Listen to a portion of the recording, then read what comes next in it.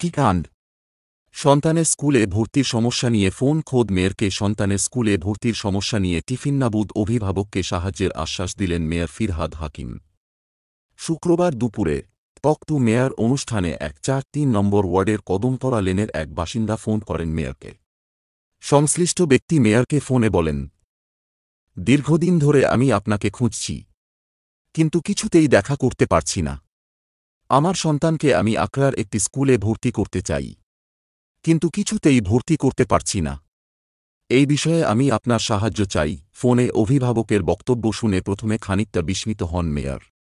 কারণ talk to mayor অনুষ্ঠানে এই ধরনের সাহায্যের আবেদন খুব একটা শোনা যায় না। এই অনুষ্ঠানে শহরের বিভিন্ন প্রান্তের বাসিন্দারা পুরসভার পরিষেবা সংক্রান্ত সমস্যার কথা জানিয়ে থাকেন।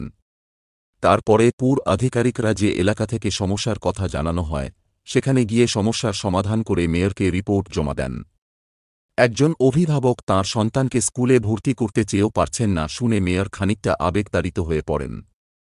তারপরেই অসহায় অভিভাবককে ফোনে মেয়র বলেন, বিষয়টি নিয়ে আপনি আগামী সপ্তাহে আমার সঙ্গে যোগাযোগ করবেন। প্রয়োজনে আমি নিজে আপনার সন্তানকে স্কুলে ভর্তির জন্য নিয়ে যাব।